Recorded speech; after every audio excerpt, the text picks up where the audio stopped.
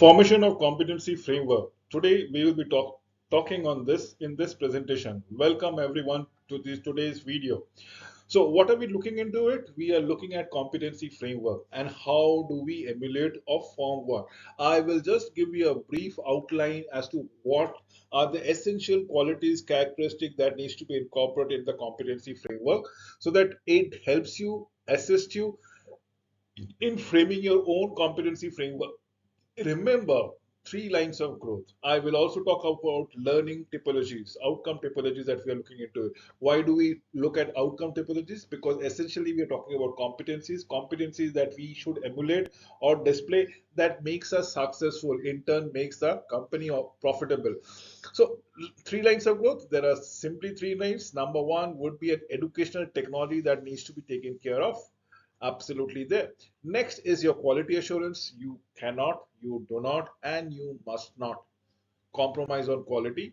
Quality is something that the every customers would be looking forward to. And the last one is a competencies based model. Remember, the first two things, educational technologies, quality assurances, can only be made or installed in the first place if there are competency based models. So three lines of growth is essentially what we are talking around here. So departure from content. Remember, whatever was theories is not at all practical. Theories are not directional to what is in practice. Theories are good, probably theories are good for your foundations, but it is in practice things might be bit different for which actually clicks or makes the company or the person successful. So departure from content to outcomes, from theories to practice, or theories and practicals are two different things. Remember, an employee should be knowing what to know and what to do after graduation. That's what we are looking after for an employees to do around it. It's not a classroom, typical classroom environment. And remember, even in classroom environment, whenever I say classroom environment, it's a controlled environment.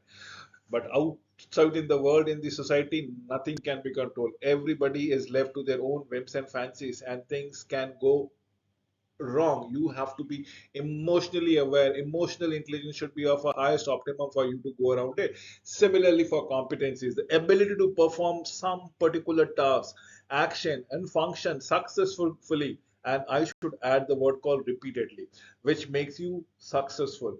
Remember, that is what the competencies are. It is basically nothing but a description of essential skills, basically nothing but the description of essential knowledge, and most importantly your attitude and your behavior requires to perform in a real world situation, in a real world task. These activities may be related to any domain of life, anything and everything, though they typically been linked to the field of work and in social survival in the environment. As far as Broveki is concerned, competence is nothing but a summation of knowledge, skills, and attitudes, probably your behavior. KSA or ASK, as different authors might be looking at. ASK will be attitude, skills, and knowledge. So, yes, this all what is most important. Remember, every one of us a requisite knowledge, every one of us a requisite skill, but this is what makes all the differences, your attitude and your behavior. This is what is the maximum requirement which can distinguish between a superior successful person than an inferior and not so successful person. Competencies, I have already said, is ASK or KSA. Knowledge is just nothing but a body of information, usually factual, procedural nature of subject. If you are studying medicine, if you are a surgeon, you should be knowing how to do a surgery, what is happening in the internal organs. If you are a professor, probably you should know exactly why everything functions in your domain knowledge. There are cause and effect relationship. If you are a chef, probably you know how to mix your ingredients and come up with the optimum taste as far as thing is concerned, and probably the presentation of the food needs to be good around it. If you're a fashion designer, you need to understand the different body types and what colors, what fabric suits what kind climate and what persons altogether. Now, these are your knowledge base. The skill is proficient manual, verbal, mental manipulation of data or things, applying those skills and knowledge as on when on basis is what skill is all about. It. I'm talking about the profession of a surgeon, profession of a chef, and probably a profession of a fashion designer. Attitude is the manner in which we deal emotionally. Remember, this is what makes distinguish between a super successful person and then not so successful person is what we are looking around it, such as feeling, values, appreciation, enthusiasm, motivation, and responsibility.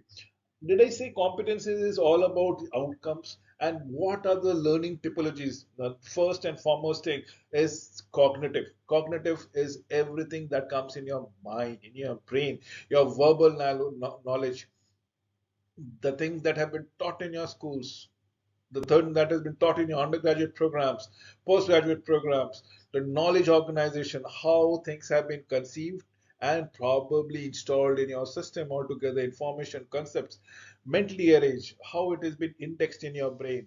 Metacognitive strategies is allocation and regulations of cognitive resonances. Now, this is what your cognitive ability is all about it. This is all about your knowledge. Next is your psychomotors, is all about your skills, all about a compilation, routine development, procedure linkages, automatically ability to perform a task without conscious, monitoring and other tasks as the case might be, and then becomes as effective. Attitude about learning and self efficacy. It is your behavior, it is your perception, it is how you relate to the people that comes around it, ensuring that things are aligned with your goal. End goals. Motivation is the motivational disposition, as the case might be. And that is what we are looking forward to. Negotiation with clients as task clarification. Definitely, yes. I am just giving you an example, nothing but out here what needs to be done and what is to be expected, both from the client's views and the clientele point of view, both from a vendor's point of view and the supplier's point of view and the organization point of view, both from the buyer's point of view and the supplier's point of view, the seller's point of view. Problem solving as to what are the problem and how do we associate ourselves with the problem so that the problem mitigates automatically and it's a win-win situation for everyone involved, for all the stakeholders. There is accepting and the responsibilities of outcome, and that is what a maturity. Every time it's not a win-win. There are cases when it is win-lose or lose-win, where a party might not be optimally served, but probably you should ensure that an overall direction should be fruitful towards the societies, and that is what the maturity would lead. Interpersonal skills is to ability to work within a team, within a group members, and how do we work across with it. Performance management is organizing the tasks to meet the expected schedules and performances, thereby competency based education. How do we go around it? A statement of desired competencies, a set of specific procedure for assessing the achievement of competencies per se. Now, this is what competency based education is all about. It no, people might be saying, what is competency based education? There are many technical know-how, for example plumbing, for example electrical, for example coding, for example cooking. These are hands-on experiences and it requires educations to be based around it. Not everybody can come up with a fabric designs altogether which is appealing to the general public. So these are competency based education which tells you a specific domain where you get a good amount of exposure, good amount of knowledge. So this is what competency is, the design of learning experiences that facilitates the achievement of the competencies. Remember, competency based education is always outcome directed, that of food, of cooking to become a chef, that of fabrics to become a fashion designer, that of medicines to become a surgeon or probably a doctor, that of finances will or chartered accountancies or gap general accounting and audit principles, that of arranging the numbers and coming to the conclusion that you are in compliance with the federal government rules and regulations. Now, these are all competencies based education and are all outcome oriented. There are general or generic, specific profession competencies. I have said so and elaborate upon it. So, what are we looking into it? We are looking for a basic graduation's degrees and the postgraduate degrees, there are different attributes that needs to be learned around. How do people go about it? What are the knowledge that is to be imparted in the graduation, undergraduate program, or the postgraduate program? What are the fine discrepancies or differences that needs to be taken care of? Remember, improvement were possible either by introducing a mode of delivery or pedagogy per se, or probably introducing new domain of knowledge. As you grow, as you understand, as you see the nuances, if you can impart them in a very structured fashion, it's the new courses that we are trying to come up with it. So a tool of qualification development, classification in accordance to a set of criteria with regard to education and training levels is what we are looking forward to. It links existing qualification of various levels to the types based on common agreed descriptors of qualification. That is how we come across with it. So let us look at learning. Formal learning is nothing but structured learning. It is essentially given by educational institution. It is structured, did I mention so, in terms of learning objective, duration of study, everything can be 3 months, 6 months, 1 year, 10 years, and so on and so forth. O level, A level, B level. How do we come across with? And upon a completion, what kind of certificate, diploma, degrees, postgraduate degrees, and so on and so forth will be awarded depending upon the duration, depending upon the educational initiatives that needs to be taken care of it. But what this was all about structured learning or formal learning. What about non-structural learning or non-formal learning or learning as you go takes place outside the education institution? It's not a formal environment that we are looking into it. The structure is in terms of learning objective, guidance, and duration of study. It's your internship that you work around it.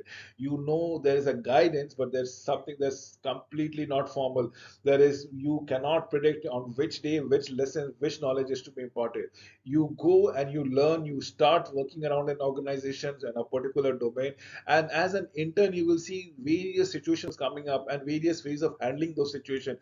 Essentially, it will amalgamate, our learning will take place, but probably not in a structured fashion. No certificate usually given upon the completion of certificates, the completion of studies in internship. Informal learning happens throughout the life. I am learning, you are learning, everyone is learning. Come what may, we might be learning. As I can tell you about my learning, when I studied, there was nothing called video presentation per se, but probably I learned it. I picked up the tricks. Tomorrow, I have to pick up AI induced training, probably artificially induced training. That is one more learning that needs to be taken care for. Obviously, yes. Otherwise, it is not sustainable. So it happens throughout the life. I need to improve myself. I need to keep abreast with the technology. I need to ensure what is there in the demand for the organization in the society. Non-structured in terms of learning, objective, guidance, probably yes.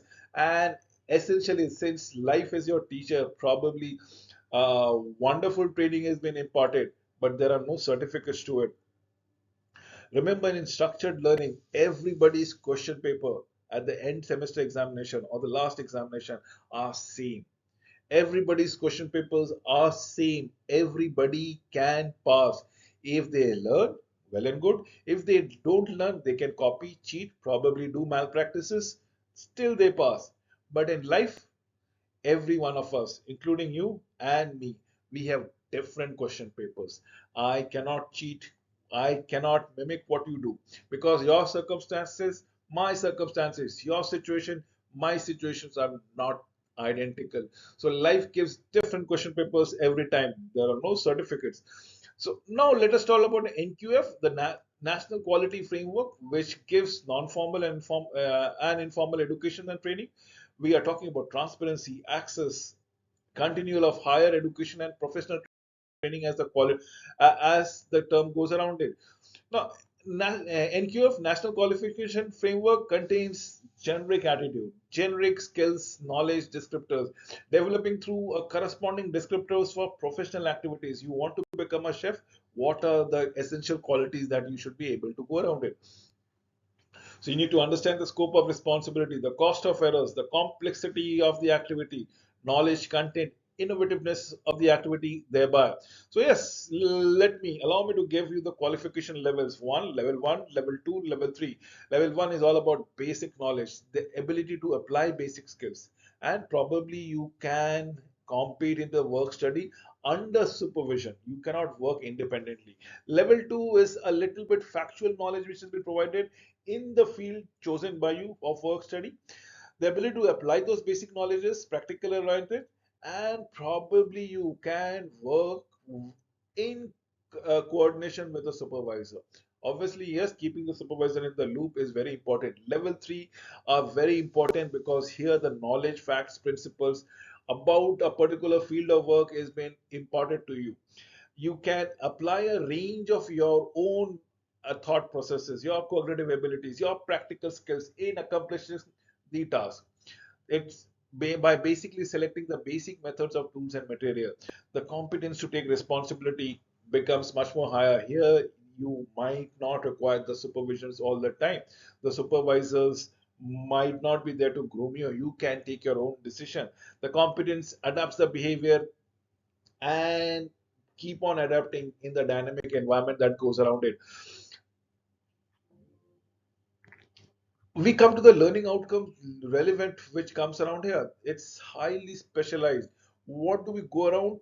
We need to understand time and again what needs to be given as per the specific knowledge, critical awareness, the ability to apply specialized problem solving skills in research or innovations to develop a new knowledge.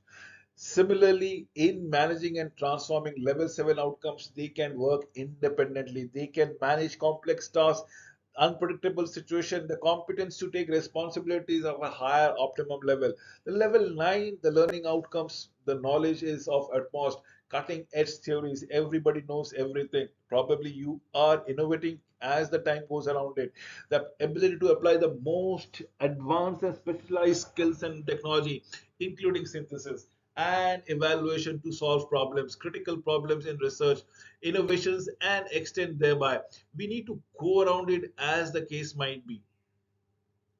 Competence of forfeiting of the work in the study, including research promotions, things like that. And we need to do around every now and then.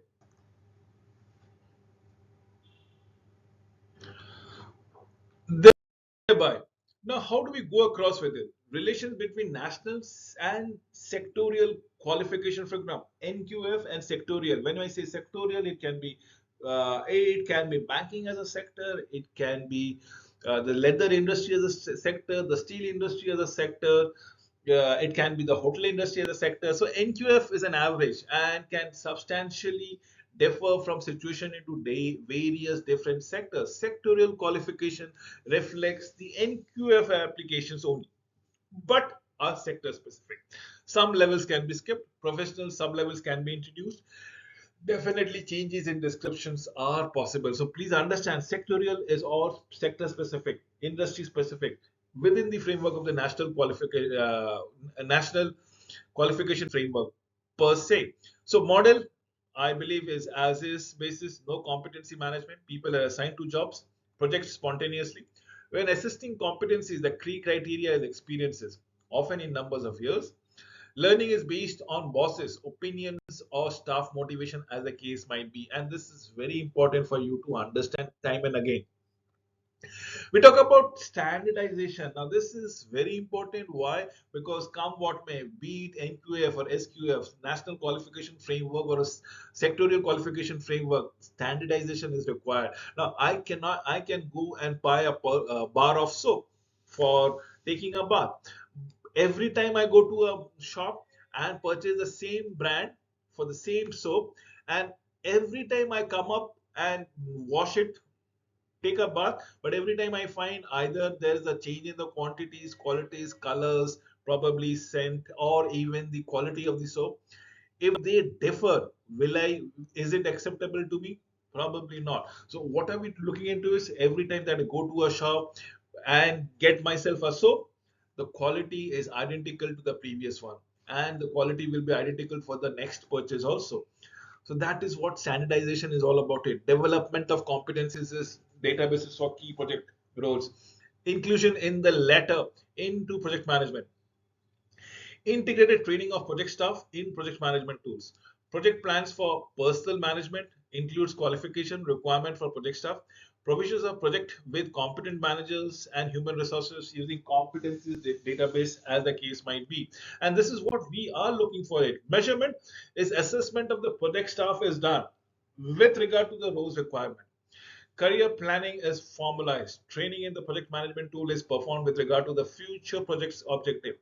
Competencies database is regularly updated based on the project results. System of incentives takes into account the project work and development opportunities as the case might be. So you need to understand what we are talking about it in terms of assessment, in terms of career planning, in terms of training, in terms of the database for competencies. We need to have a system of incentives to take into account everything that needs to be taken care of. So, what are we looking? Remember, we are trying to have the framework of competency development. Now, this is where we need to understand the competency level. Are they absent? Are they missing? Are they elementary of basic knowledge? Or they have been imparted certain information, so they have a basic levels. They have a standard knowledge. They are know the things. They might have been introduced, but they have seen the things when working. They are professional. They actually practice it, espouse the values, select those behaviors, and display them ambivalently and amply.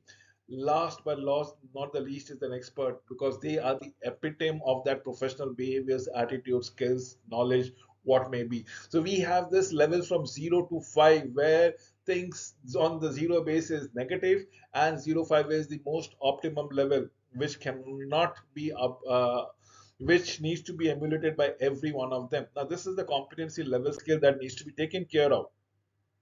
So how do we go around it? Is a matrix that comes around it. Now this can be position A, and you can name any position per se. It can be chief operating officer, it can be the chief marketing manager, it can be the CFO, the chief financial officer, position 1, 2, and 3. What are the competencies model? You need to describe what are the competencies that we are looking into it. Remember, when I compared position 1, 2, and 3, or n numbers of positions we are talking about it, I've given an higher echelon. I cannot. I have said chief operating officer or CMO, chief marketing officer or CFO, chief financial officer.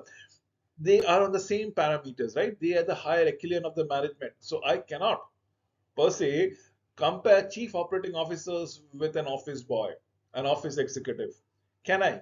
Probably their job knowledge is different, the domain is different, their impact to the organization is different, their contribution to the organization bottom line is different. So you need to understand with whom you are comparing, and what are the competence level that is required to be displayed by the similar level of employees that need to be taken care of. So you need to understand this thing. We have to have a framework that comes around with a basic profile, extended profile, and a full profile. If you look out here, we're talking about competencies of the current job profile, competencies of the other job profile, and competencies absolutely not needed at the moment. That comes around it is what we should be aspiring for. Determining of the competencies level and how do we go around it. The result of an assessment is either elementary or an expert level. How much of your employees comes around it. The outcomes is being displayed out here. This is the outcome that will tell you what qualities of employees you have, how many of them display ample amount of qualities. If you have anything beyond 71 to 90%, the company or is supposed to be said professional company and relatively successful and stable in coming up with their outcomes.